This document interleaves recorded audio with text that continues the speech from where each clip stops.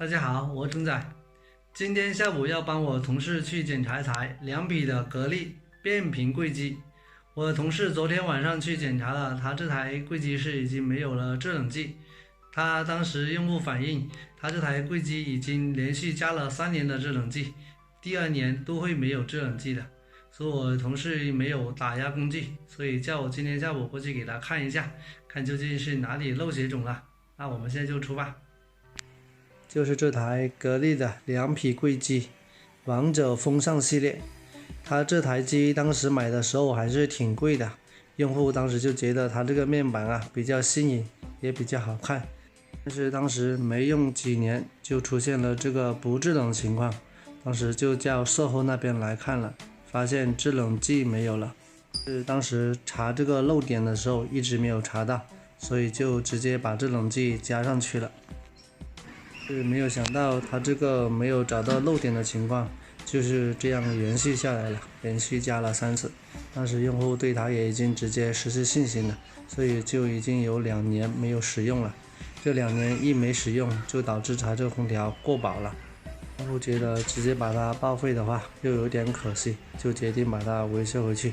像这种漏制冷剂的，我们就直接开始打压，来测试一下它的漏点，看能不能找得到。现在已经对整个空调的系统进行了打压，现在就在进行保压当中。现在这个压力已经达到了31个压，那我们要稍等一下，看它这个表会不会有降低的情况。如果压力有降低，那我们再来分段检查，看是室内机还是室外机的问题。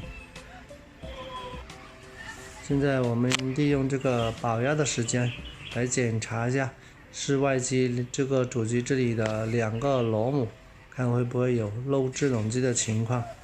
如果是这个螺母这里漏制冷剂了，那我就真的是捡了一个大漏了。那大家就拭目以待，看我能不能捡个漏。各位朋友，这个漏不是那么好捡的。经过检查，它这2个的螺母这里没有发现漏制冷剂的情况。那我们就只能到室内的螺母那里检查一下，看会不会有漏。现在就已经将这个空调的面盖拆开来了。那我们现在主要去检查的就是这2个螺母这个地方，看会不会有漏制冷剂。因为很多时候这个接头这个地方都会比较容易出现漏制冷剂的情况。那我们现在先把这个侧边的这个盖也把它拆开来，比较好容易检查。洗洁精一放，这个地方还是没有看到有起泡的现象，那证明这个地方也是没有漏制冷剂。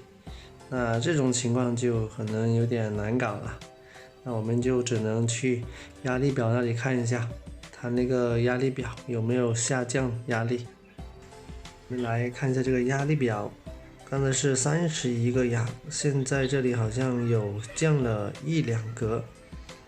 那证明这个地方应该还是有漏的，但这个漏的地方不知室内还是室外，这个就难说了。那我们现在也就只能将这个室内外的2段分开来检查一下。我们如何进行分段检查呢？其实这个很简单，我们只是要将这2个截止阀用内六角把它锁死，然后再来观察一下。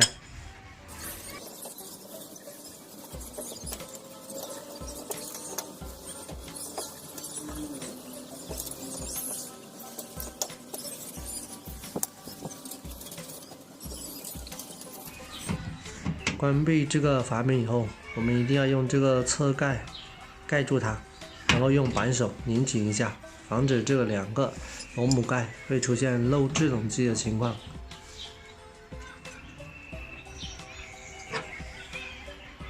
拧紧过后，我们再来看一下这个压力表的压力，现在是31个压，也还是差了1格左右。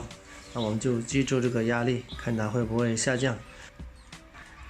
经过等待，竟然发现了这个压力表这里它这个压力现在又下降了1格。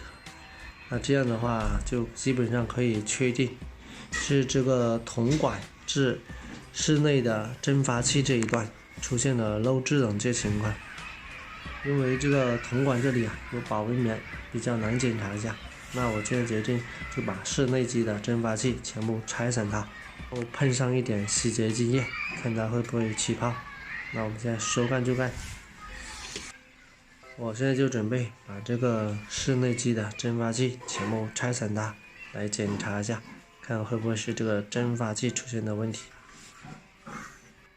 蒸发器就已经拆开来了，刚才也仔仔细细的在这些铜管的地方、焊口的地方都看了一遍，没有发现那种有油渍的情况，所以暂时还是分不清楚究竟是哪里出现问题。那现在我们就搞点洗洁精水，然后喷到这个蒸发器上，看看哪个地方会起泡，我们就可以确定了。现在就打算把这个蒸发器单独拿来测试一下，看是这个蒸发器有问题还是这个铜管的问题。那现在我就用这个一个螺母的盖子片就直接把它放到螺母里面，把它粘紧了，这样可以起那个密封作用。然后另外一头我们就拿压力表接上去，这个蒸发器就已经进行单独打压了，这个地方都已经拧好了，也没有发现有漏的情况。现在这个蒸发器的压力已经打压达到了34.4个压左右，那我们稍等一下，看看会不会有漏的情况。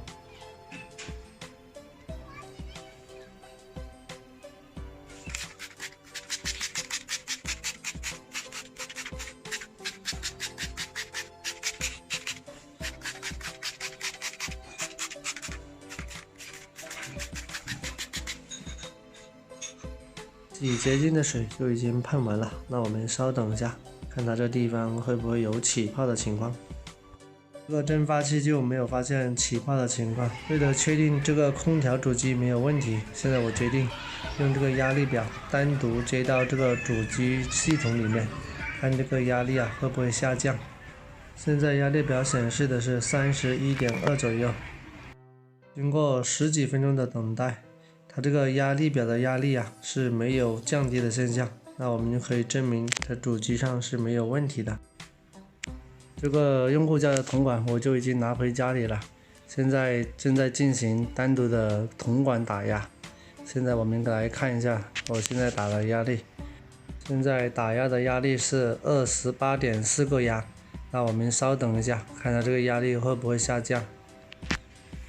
经过半个多小时的保压，那我们现在来看一下它这个压力是多少。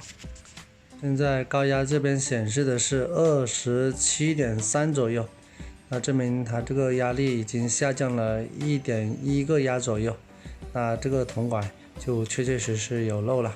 那等一下我就把这个保温棉全部拆散它，我把它放到水池里，看一下究竟是哪里漏制冷剂。现在这个铜管上的保温棉就已经全部拆开了，就发现这边黑黑的地方有点油渍的情况一样，所以我怀疑就是这个地方有可能漏制冷剂了。像它这边发黑的很多时候都是因为起铜锈了，起铜锈的地方其实就是一种老化的现象，这种老化的现象就是最容易出问题的。像正常的情况下，这个铜管是不会发黑的，也就是像旁边这边这个铜管一样，好的，不会起铜锈。就已经将这个铜管放到我的鱼池里了，那我们把这个铜管按下去，大家看到没有？就这个小管的地方就已经开始出现起泡的情况了。看来我猜测的还是比较对的，就是这一段黑黑的地方出现漏制冷剂了。其他没有变颜色的铜管都还是十分正常的。大家觉得这个铜管出现这种情况，其实铜管的纯度不行，还是正常的老化现象呢？欢迎各位朋友在视频下方留言，